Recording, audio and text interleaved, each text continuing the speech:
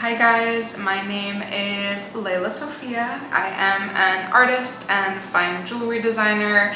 If you like contemporary fine jewelry, if you like luxury handbags, all things interiors, then I have some fun videos for you. Today, I'm going to be doing a kind of end of the year, beginning of the new year, holiday luxury wish list. This is gonna be kind of a longer term wish list as well as some shorter term wish list items. Let me know which one is your favorite down below. What items are on your wish list also, because we all need to inspire each other. Everything I'm wearing today will be linked down below, so let's get into it. Okay, so first item, we're just gonna go ahead and start out with a bang. I am turning 30 at the end of the year, and so I figured I'd give myself a very good amount of time to put some items on my wish list. The one that I think I'm going to treat myself to first is a vintage Kelly. I have yet to join the amazing, infamous Hermes game, and I've just been in love with Kellys for as long as I can possibly remember. I've been so inspired to see the collections. Alyssa Lenore specifically has an incredible bag collection in general. And then the Hermes part of it is just so beautiful. I think Karen Britchick was the first one who reviewed her vintage Kelly bags as well as her new Kelly bags. And for some reason, I just know myself and I know that I want a vintage beaten up Kelly. The size, I've been debating between a 32 and a 28. 32s are obviously like a lot more readily available in the vintage market. I also lean very much so Olsen twins. Jane Birkin, who the Birkin bag is named after, if you have seen her Birkin, these bags are meant to be used. So I'm really looking for like a beater vintage Kelly bag. And so that is first on my list. I think that might happen very soon. So look out for an unboxing of that. Okay, next we're gonna stay with Hermes for two more bags and I'll go faster. I have been as well also loving vintage Constances. On TikTok, Birkin Trash. First of all, you are the coolest person I've ever seen. I almost said met, like as if I've met you. I mean, talk about an Hermes collection, talk about a vintage collection, talk about an exotic collection. Hands down, because I like wait for the videos to be released.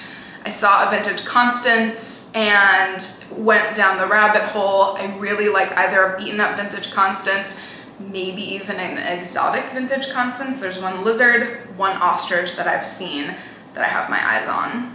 Lastly, for Hermes, I really have been liking the Her bags. Specifically, they're not vintage because I know they're not older than 20 years, but the kind of more beaten up used ones I think are a vibe. It's also kind of cool to be a little bit more casual, to not be as worried. The canvas looks like it's super strong, like it'll hold up really well.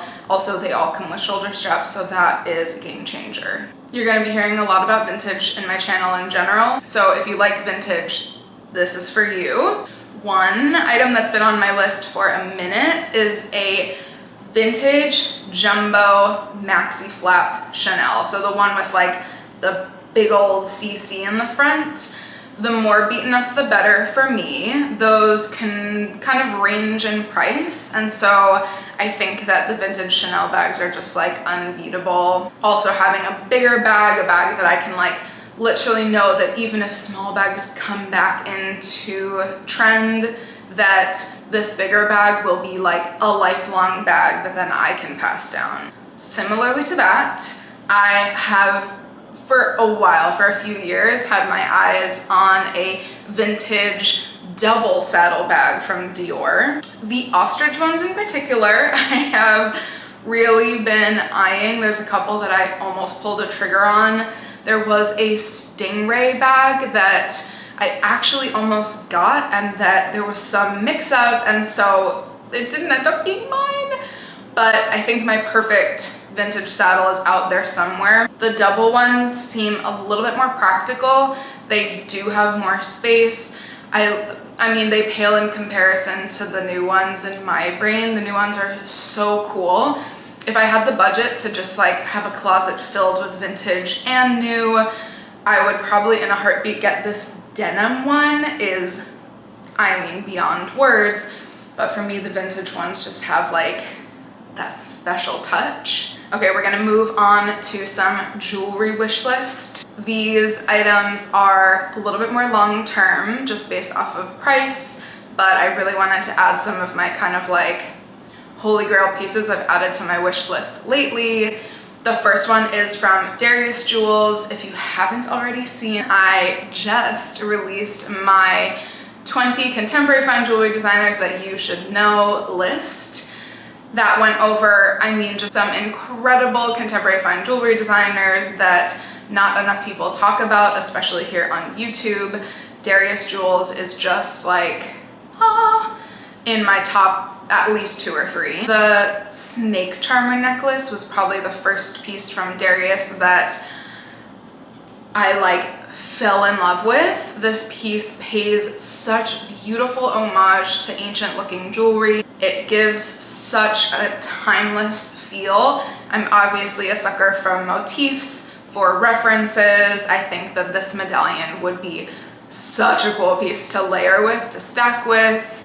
Another designer that is a recent addition to my ongoing favorites list is Tabayer. Tabayer does these gorgeous, I've been calling them like ribbon motifs. They are so beautiful. There's a simplicity to them. This one ring is like a chunky, beautiful ring with then diamonds like beautifully dripping down one side of them. That ring is absolutely on my list. Okay, we're back to bags because it's me. Check out my 2022 bag collection for reference of how absolutely insane I am. I have been eyeing a Gucci Jackie. I was kind of off the Gucci train for a little bit. Gucci is always gonna be classic. It's always gonna be cool. I had the Gucci Dionysus that I loved for 5-ish years that I recently sold, but I've been looking for kind of quieter, more classic bags, and the Jackie is exactly that. There's a couple vintage kind of tan nude ones that are like very buttery, very cool looking. Again, on the quiet luxury train, I love the Loewe Flamenco bag. This bag is like everything I've ever wanted. It's giving very much so Bottega pouch, which obviously we know I have some weird little obsession with. The flamenco in like the chocolatey brown, really any of the colors seems like it would be like the perfect bag. It seems like you can fit a lot in it. There's a little mini one, which obviously is a different vibe, but the flamenco's definitely been catching my eye. And then we have the question of Celine, because this new Celine, when Phoebe Philo first left, I was like, no.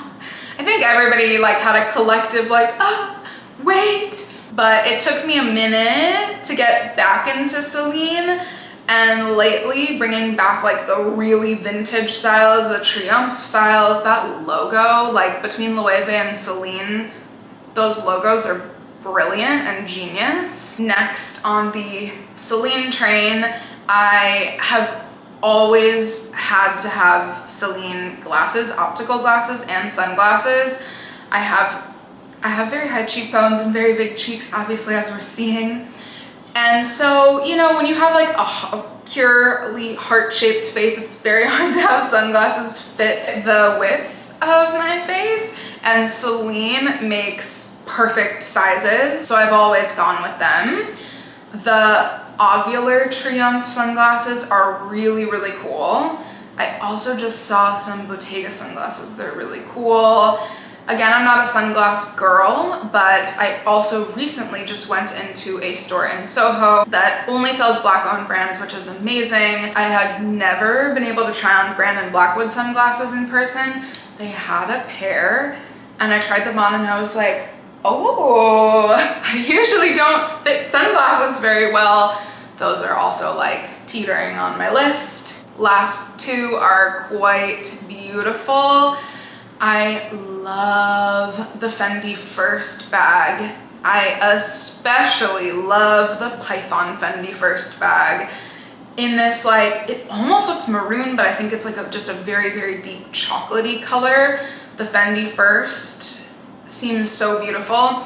I know they just released a medium size, so I'm kind of waiting to see if they're gonna do the medium in exotics and add the Fendi Python medium to my list for $30. And lastly, what seems to be like, how do I not have one of these already, is a Bottega small or medium Jodi. I've been debating because I've seen both.